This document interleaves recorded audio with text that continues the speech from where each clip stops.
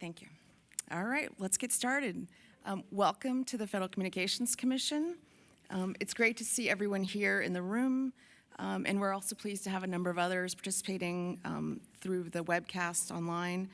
I'm Carrie Murray. I'm Deputy Chief and Chief of Staff in the Space Bureau.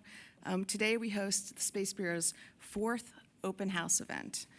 This event is going to focus on the procedures for coordinating U.S.-authorized satellite networks using the procedures of the ITU, of course, being the body responsible for global coordination of satellite networks. The FCC is the United States notifying administration to the ITU for commercial satellite networks, so U.S.-authorized networks file through the FCC to be recognized globally. We would like to demystify this process, particularly for newer entrants and those less experienced, as part of the Space Bureau's transparency initiative under the broader space innovation agenda. So that's a mouthful, but that's sort of the purpose of today. Unfortunately, Julie Carney, our fearless leader and the first chief and only chief of the Space Bureau, could not make it here today, but she did provide the following statement, which I will read on her behalf. Channeling Julie, representing the entire incredible Space Bureau team, I'd like to thank the chairwoman, the commissioners, the FCC staff, and you, our stakeholders, for making our first year so memorable. By the way, our first year anniversary was April 11th, but more on that later. We've had an extremely productive year, and we look forward to continuing our work to promote U.S. innovation and leadership in the global space economy. Thank you all for joining us on this ride. Space really is the place. So thanks, Julie. Of course, the work of the Bureau is accomplished by many dedicated people whom I'd like to recognize. Many are here today, but in our front office, Jennifer Gilsonen, Dr. Whitney Lohmeyer, Steve Jewell, Jeanette Kennedy, Dr. Stephanie Rose, Shawana Courtney, Suleiman Sanusi, and Taylor Grant. Second, we have some really hardworking divisions here in the Bureau who are deeply involved in the processing of space station and Earth station applications. And they're also at the same time fine-tuning our rules and policies so that we can facilitate the next generation space age. So we've got our Satellite Policy and Planning Division led by Marissa Velez, who's actually on the road right now. Her deputy, Janine Poltroneri, is acting in her capacity. And we've got our Earth Station Licensing Division led by Franco Hinojosa. I've got many of his team members here. We've also finally got our Satellite Licensing Division led by Catherine Medley, who will be presenting today with the members of her team as well. I also want to thank the Commission meeting room staff and the security team who've made all of this possible today. Finally, just a couple housekeeping items before I hand it over to Catherine. Please submit any questions that you have to satinfo, SATINFO @fcc.gov, even if you're in the room. We'll do our best to try to answer any questions either later in this event or later in an email response if we can't do it today in the event. The other thing is, if for folks that missed this, the live cast, we'll have it on our FCC YouTube channel later for reference later, as well as many documents supporting this event. So with that, I'd like to turn it over to a familiar face to many of you, Catherine Medley, who as of last week is now officially the chief of our Satellite Licensing Division. She was previously acting, she's now the chief.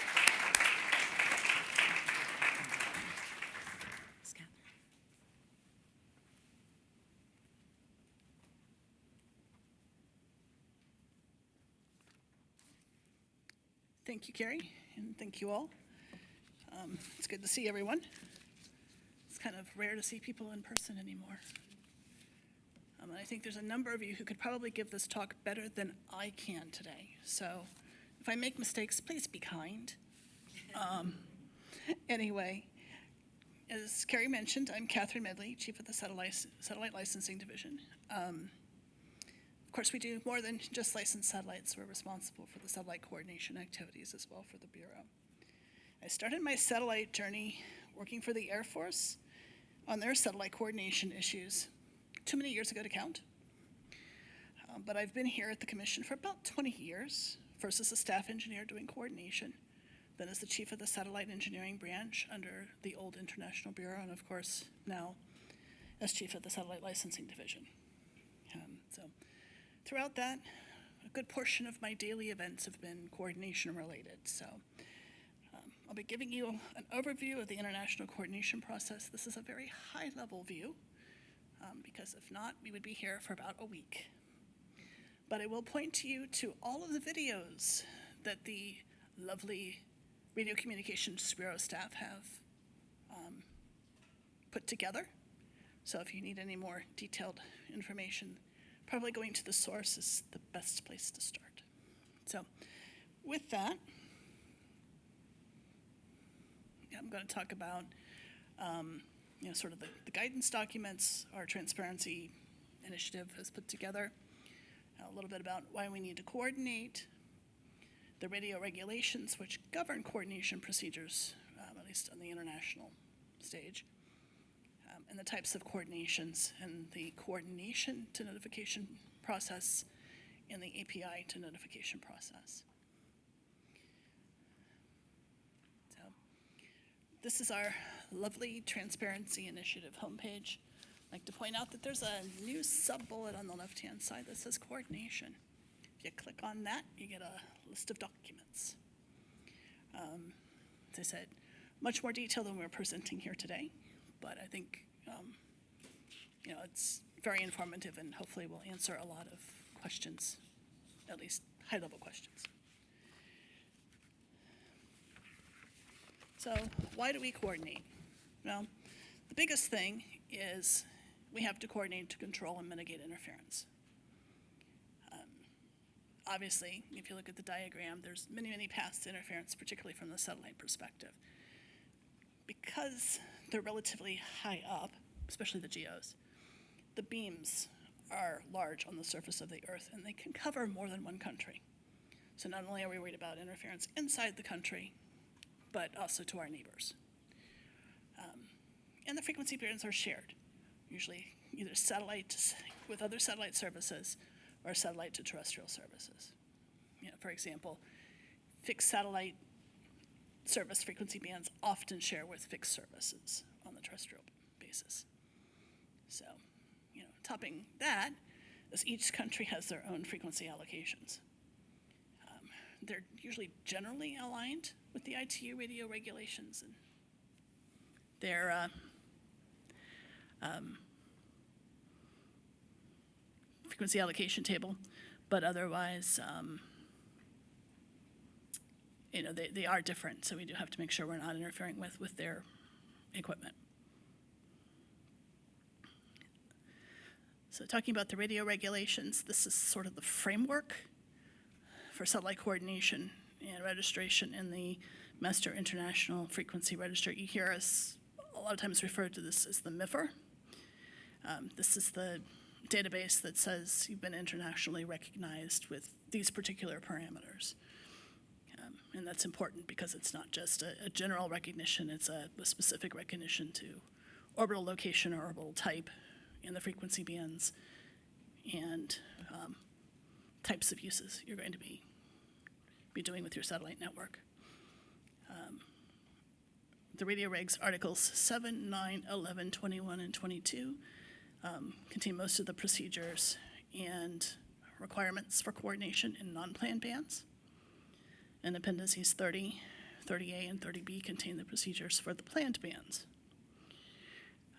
And so the table sort of goes through what articles and appendices do what in terms of the coordination. I would like to point out at this point to talk about the differences between planned and unplanned bands. A while ago, quite a long while ago, in an effort to ensure access to the GSO, the ITU set aside a few bands to be planned bands.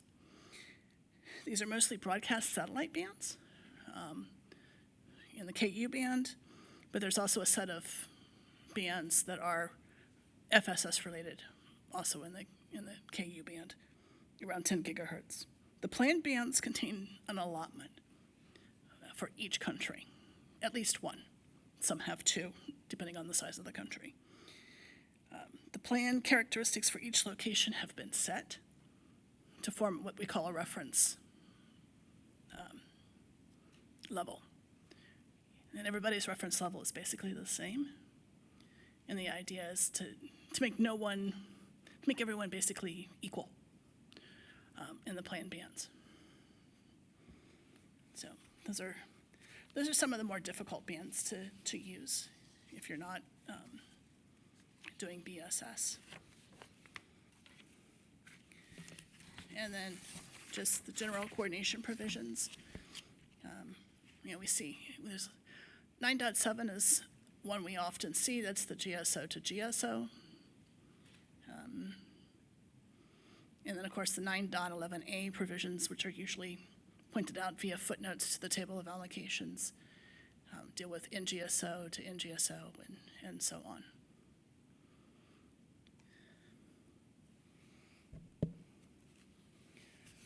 So how does this all work? It's a process. There are two types of coordination, as I mentioned. The CN procedure, which is where you go from a coordination request to notification. This is most types of satellite networks in most frequency bands. The AN procedure is for those networks that are not subject to Article 9 coordination. Those are typically for Earth exploration satellite services, space operations services, and the like. So, the procedure for the CRC is you file the CRC, it goes to the ITU, and then they do their technical checks. Once they review the material and publish it, they create an API for you, which starts the initial period. And I kind of look at the API sort of like a public notice from the commission. It's very high-level data. I'm going to use this orbital location or these orbital parameters and these frequency bands. Not a lot to it, but it's enough that you can say, yes, I have something that might be impacted, just to make sure the Bureau doesn't miss you in the rush of paper. During the coordination phase, after we get the API and it goes out and the comments come back, they'll actually publish the coordination special section. This is very similar to our Schedule S. In fact, our Schedule S is pretty much modeled on what's necessary in the space cap files. So, again, the Bureau looks at it, they publish it, and then everyone looks at it, does a review to see if there's going to be interference to or from the new assignment. If an administration thinks interference can occur, the effective administration sends a letter to the ITU and to the new entrance administration within the 4-month comment period, just slightly longer than our 30 days, and information listing the satellites that will be affected in the frequency bands. Sometimes we provide a solution to the issue. Most of the time we wait until others come back and give us proposals. We send an automatic message once we get those comments in for our networks that basically says we've received your correspondence, and we'll get back to you in due time. Administrations not responding to the EFIC request for coordination are treated as unaffected. So silence is assent in the ITU. And then the ITU reviews all the comments, and they put together a special section and publish the list of networks that need to be coordinated with. So this is sort of the final list according to the ITU, against which they'll check off to make sure you're ready for notification. So, of course, once we have the list of affected, we actually have to go and negotiate with people to figure out how we can coexist. It's either correspondence or face-to-face. Of course, nowadays, face-to-face meetings are often Teams meetings, which saves the travel budget. But we do an awful lot through correspondence as well. When an agreement on coordination is reached, we'll send that to the Bureau, basically saying the following networks are coordinated, and then the other administration does the same thing. This process can take up to 7 years, but notification has to be done within 7 years. Otherwise, the filing is canceled or suppressed. And then, of course, after we're finished, we have another filing that's done to the ITU. This is the final set of parameters. This is, sort of what you've coordinated and agreed upon with all of the coordinations you've done. That includes any new Appendix 4 information, like your space cap files, and then the ITU reviews it, make sure you've met all of your notifications and all your coordination requirements, and then enters it into the Master International Frequency Register. It's a mouthful. And then lastly, looking at the API to notification procedure. A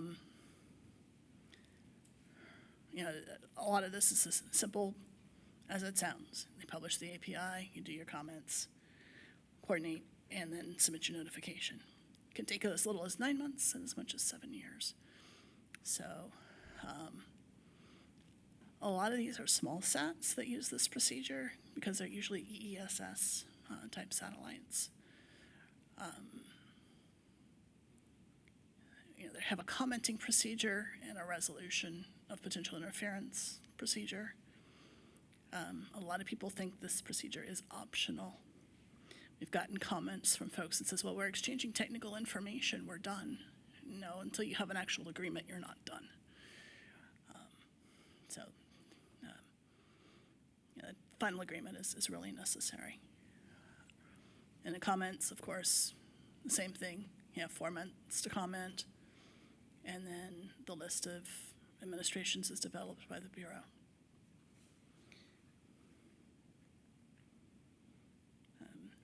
Again, coordination happens. You talk about technical ways to fix any potential interference. A lot of times with these, they're only transmitting in view of their Earth stations, and that tends to solve most of the problems. But it's not always the case. And of course, every possible effort needs to be made on both sides. And then, of course, you notify again. And it's the same as for the CN procedure. So with that concludes my presentation. At this point, I'll turn it over to Joe, who will talk probably about what you guys really came here for, is how do you make an ITU filing? Thank you.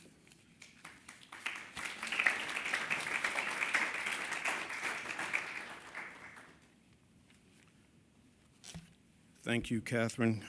Good morning, everyone. How are you? I am Joseph Hill,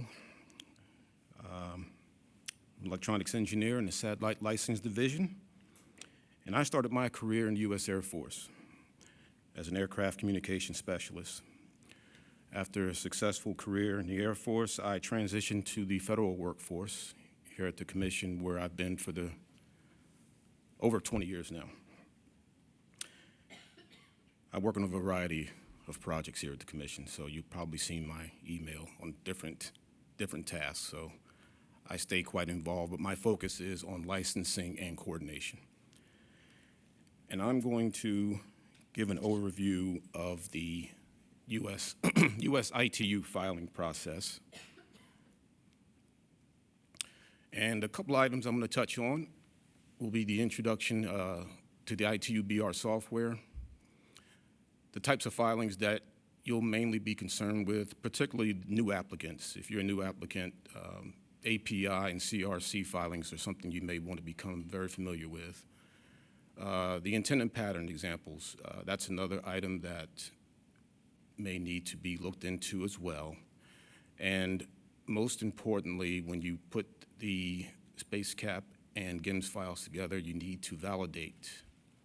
So we'll discuss that briefly, the importance of validation. And a few reminders after that, and then we'll talk about the actual submission.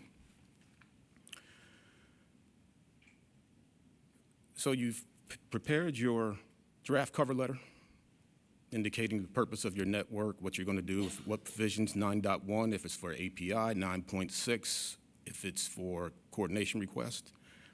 And you're going to download your ITU BR SpaceCap software from the ITU website. And when you open it up, you're going to see the applications manager you see on the screen there.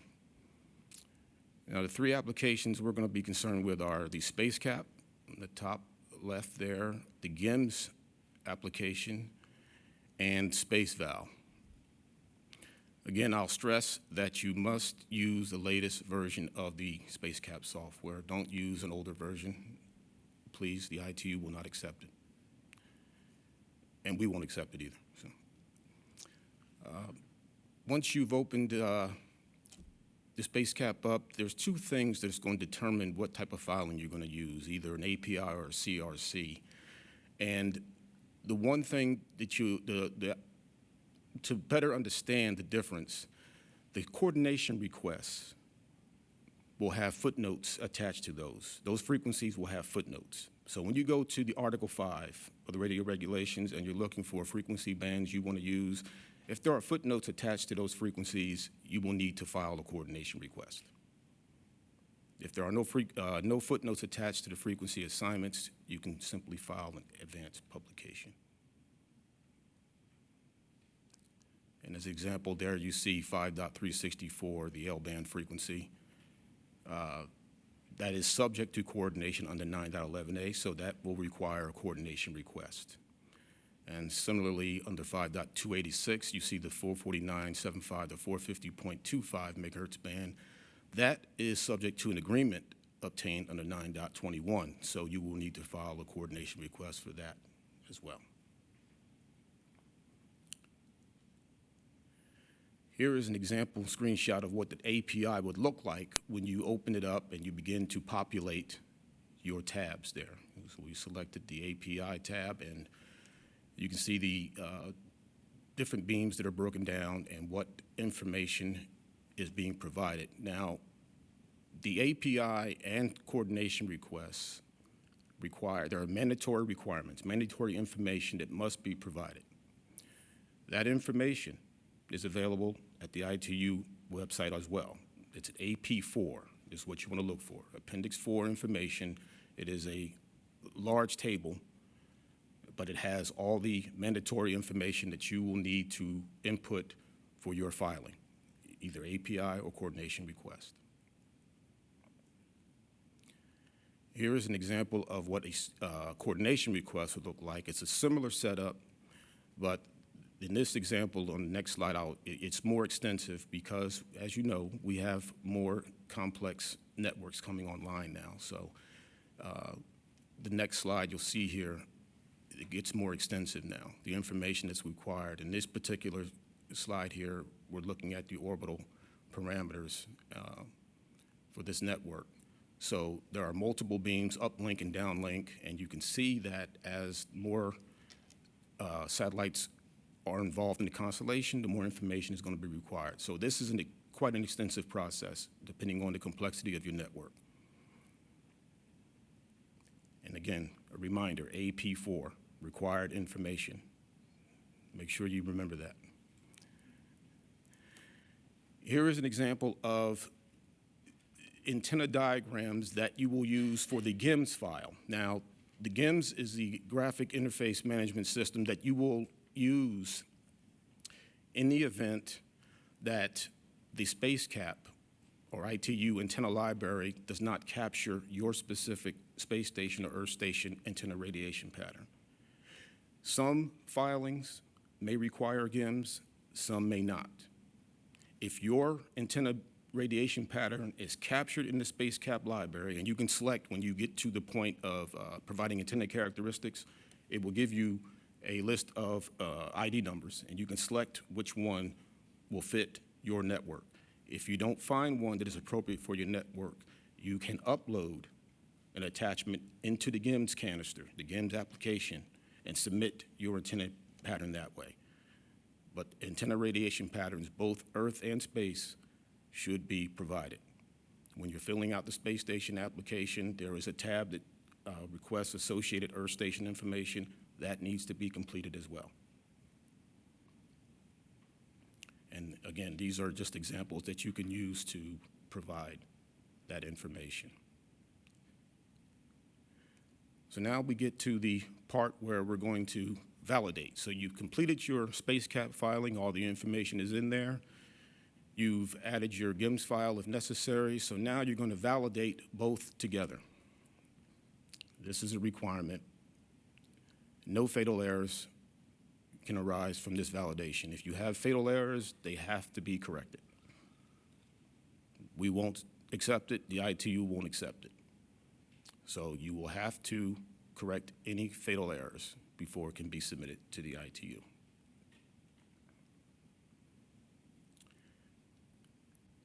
Couple of reminders.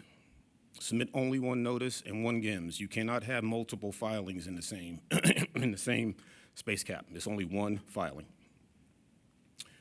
Ensure that on your cover letter and any attachments that you are providing, that the notification reason, the administration, satellite name, and diagrams all match what is in the space cap filing. And I forgot to mention, I do want to mention this, your space cap filing and GIMS filing are MDB databases only, no other format. If you try to submit with a different format, it's not going to happen. So they must be created and saved as MDB files. And if there are any fatal errors that cannot be corrected, and that has happened rarely, it rarely happens, but it does happen.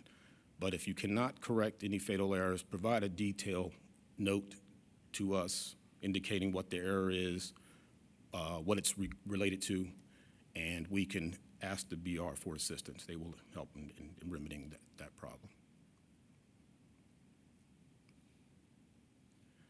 Okay, so now you have your cover letter. You have a filing, space cap and GIMS filing. And you've also provided us with cost recovery information, your cost recovery contact information. So now you're going to create a zip file using the USASAT name that we gave you, specifically for Part 25. You will contact us first and request, excuse me, a USASAT filing name.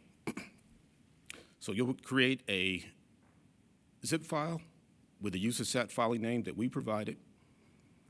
You'll change the extension of the space cap and GIMS file. You'll change the extensions. Place those in the zip file along with any other attachments that you want to provide.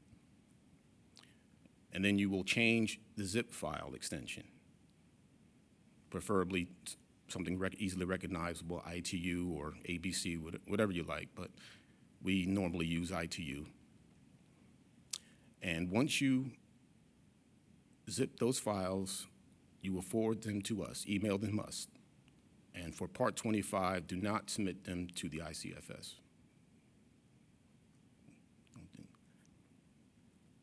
Once we receive the files, we will change the extension back to NDB so that we can read that.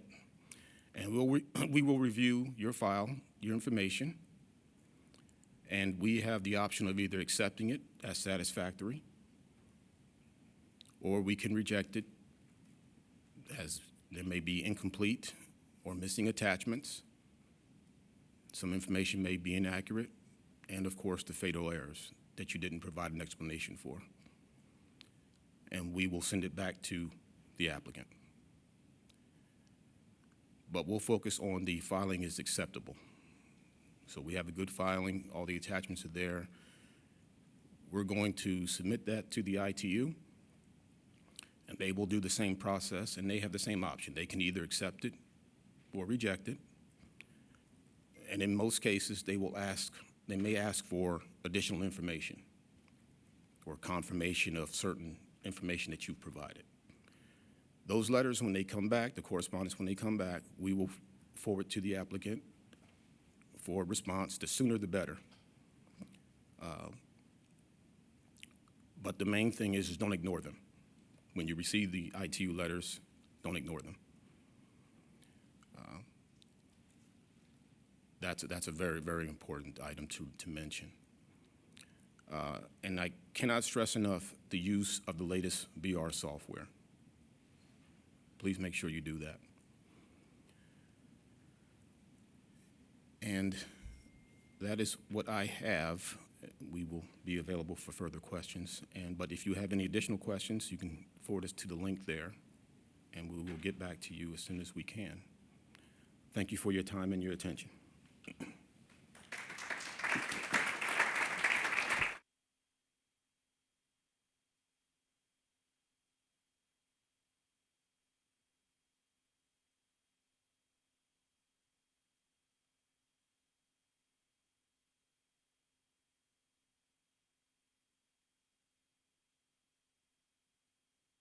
Let's see.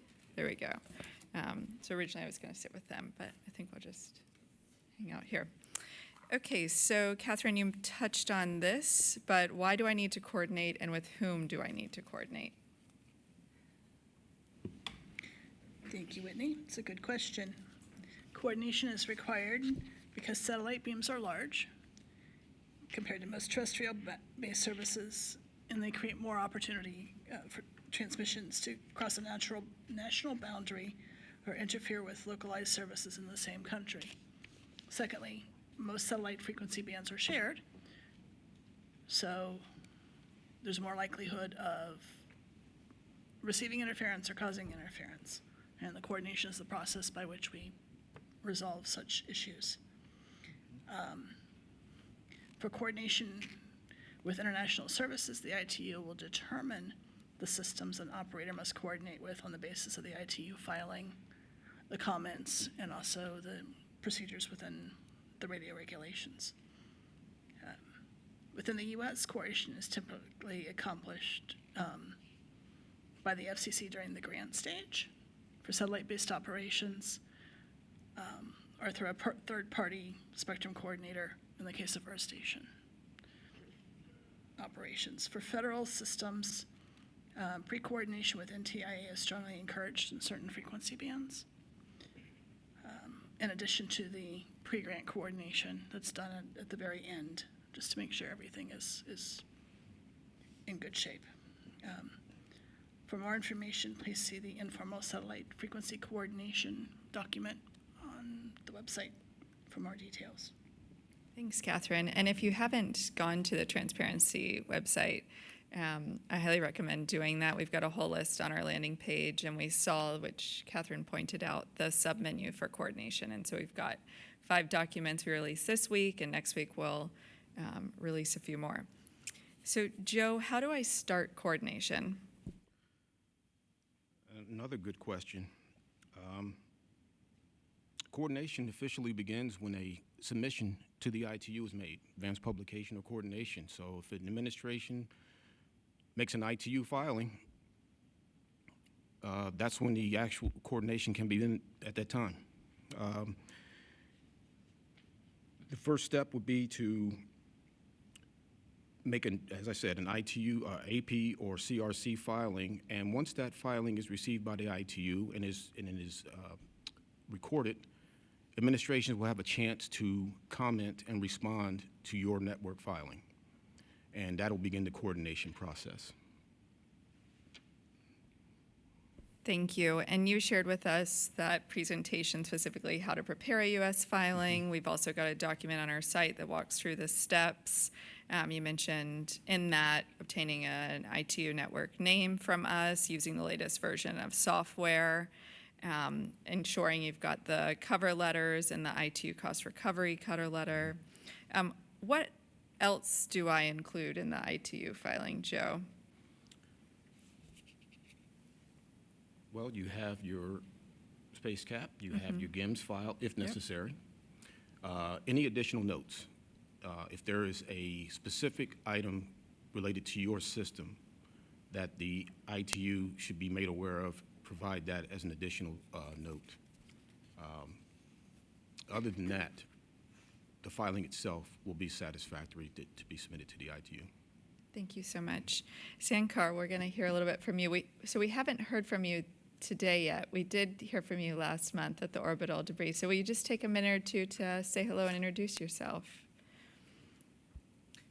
Thank you, Whitney. Yes, and good morning to everyone. My name is Sankar Prasad. I've been with the Commission, it's going to be almost 24 years, and throughout that time, I've been working with satellite-related issues, from licensing to rulemaking proceedings and ITU work.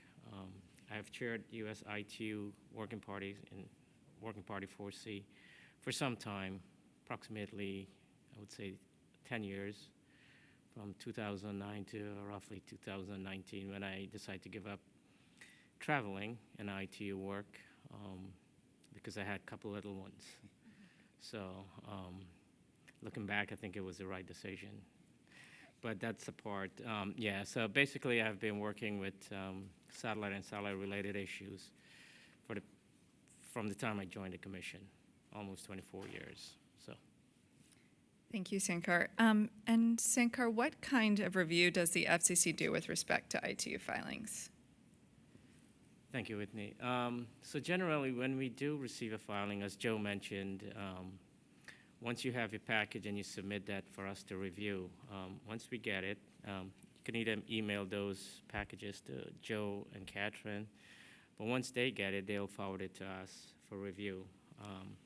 And generally, what we look for to make sure that the frequencies and the technical characteristics of the system, meaning the orbital parameters, the beam characteristics, and all those information are consistent with the underlying application. We also validate, as Joe mentioned, the space gap file to make sure that there is no fatal errors. If there is, we tend to go back to the applicant to fix those errors. But generally, what we look for is to make sure that the space gap file or the ITU filing is consistent with the underlying application, meaning that the frequencies are within the same range and the technical characteristics are consistent with the application. Thank you.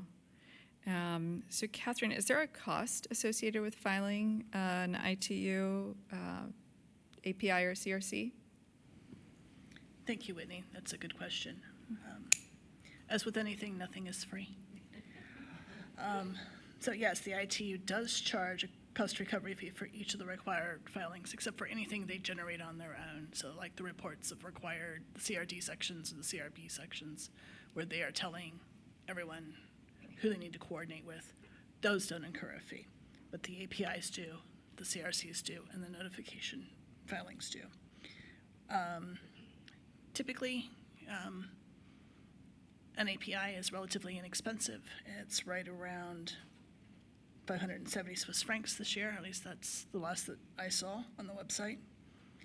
The coordination request for a fairly simple one can be somewhere in the neighborhood of 5,700 Swiss francs up to around 67,000 Swiss francs. So again, it depends on the complexity of the network, how many frequency bands, the types of coordination, all of that go into determining the cost. And then for notification, because it's a much more intensive procedure, the costs run from right around 16,000 Swiss francs to 116,000 Swiss francs. So no one said space was cheap. So unfortunately, these are added on to the cost of filing at the ITU. Thank you, Whitney.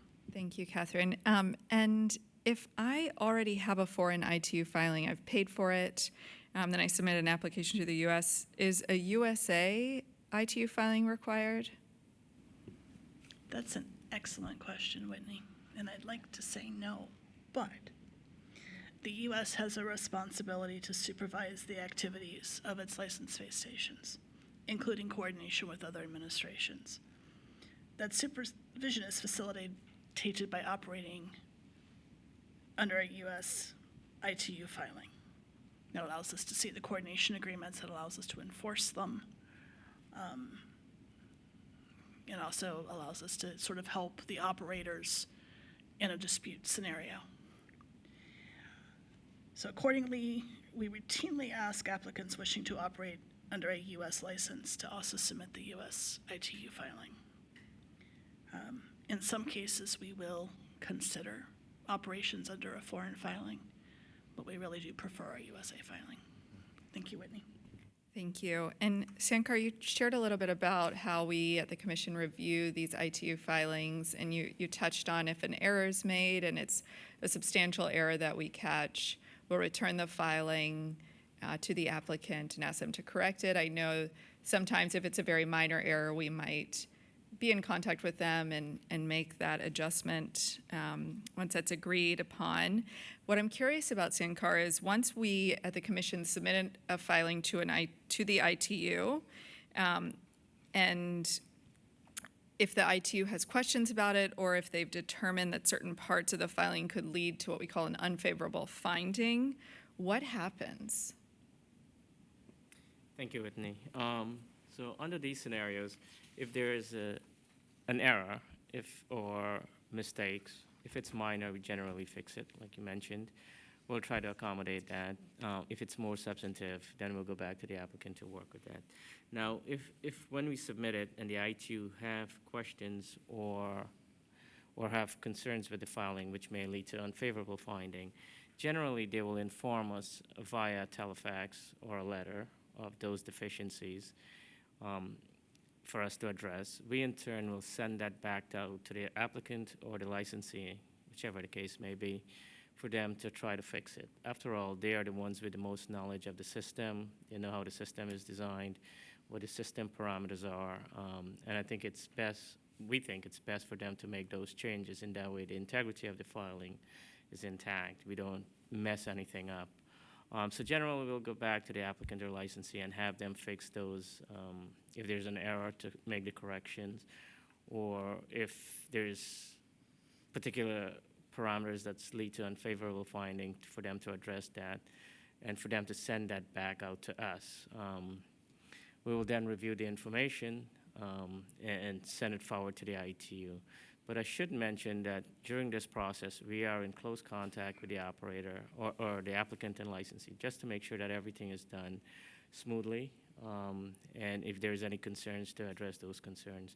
And so the ITU can get the information they need to process the filing and to get a good outcome. So generally, that's how it works. We receive a letter from the ITU, we forward it to the applicant. We work closely with them to make sure that we get the information and submit it back to the ITU. All right, thank you. And Joe, will you wrap us up here? Hopefully this doesn't need to happen, but what happens if I need to modify my filing or if I need to cancel my filing, and do I still have fees associated with these? Yes, those are often overlooked questions, yes. Once the ITU receives your filing and they analyze it, they validate it, you can't change that original filing. You will have to, if you want to modify it, you will have to submit a revised filing. You cannot change the one that's already been at the ITU. So what you will do is you will create a new modified filing, same network name. You will provide a cover letter indicating what the modification is for, what is being changed. And you will follow the same process as the original ITU filing. You will change the extensions, what have you, forward it to us. We will make sure it's validated, and we will submit that to the ITU as a modified filing to your original filing. Now, regarding the cancellation of a filing, once your filing is submitted to the ITU, you have 15 days to withdraw or cancel your filing. If you change your mind for whatever reason it may be, you have 15 days to do that. If that happens, if that occurs, we prefer you let us know immediately and get us a response within 10 days to ensure that it gets to the ITU and you do not incur any cost recovery fees. If you go beyond 15 days and you still want to cancel, you will incur cost recovery fees. All right, well, thanks for clarifying all of those questions for us. I'm going to hand it over to Jennifer, who's closing us out today. And then there are some cookies, as I see.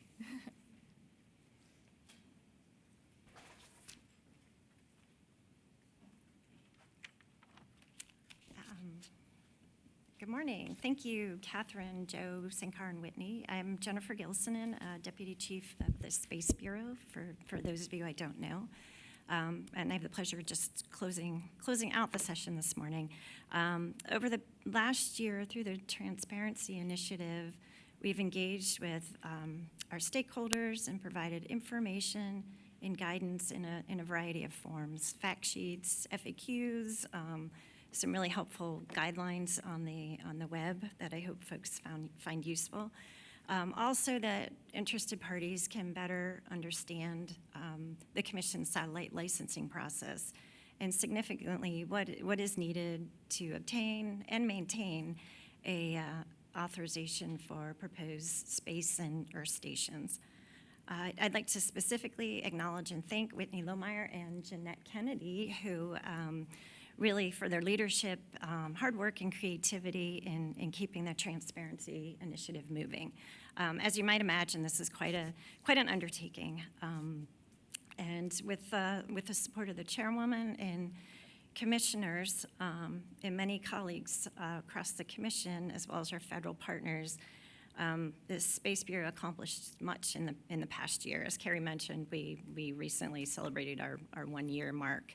I just wanted to briefly highlight some of these accomplishments. First, we staffed up. In addition to starting with a strong team, we added a number of talented and energetic individuals to the SB team, many who are sitting over to my left. In the calendar year 2023, the Bureau processed a record number of satellite and Earth station applications, over 2,800 applications total, which is really great, particularly given the complexity of a number of the applications. We spoke before numerous audiences and participated in a number of engagements, and continued to interact with stakeholders at various events. Staff actively participated in key satellite agenda items at the WRC, including Catherine and Clay and Whitney and Julie. We also initiated and, in some cases, developed rules and a number of forward-looking proceedings, including, and I'll run through some quickly, the satellite streamlining items to really start to make processing and filing applications easier. We celebrated 20 years of orbital debris mitigation rules with an adoption of the order on reconsideration, as well as a transparency open house event. We adopted rules in the NGSO FSS sharing proceeding to clarify certain sharing procedures between NGSO FSS licensees. More work to come in that area, but clearly a key initiative. Launch frequencies with some of our colleagues in the Commission, developed rules to make spectrum more available for more predictable launches, particularly the licensing process. ISAM proposed a new framework to support and license these new and novel services. Cislunar communications, space communications on the moon. We acted on some of the first lunar landers, and jointly with the Wireless Bureau, we worked on the framework for a single network future. Thanks so much for engaging with us today and every day in our efforts to facilitate a more innovative industry. The SB team has a few minutes to chat and linger and enjoy a few treats with us, if you like, as we celebrate the growth of the space sector and the Space Bureau. Thanks so much for coming today.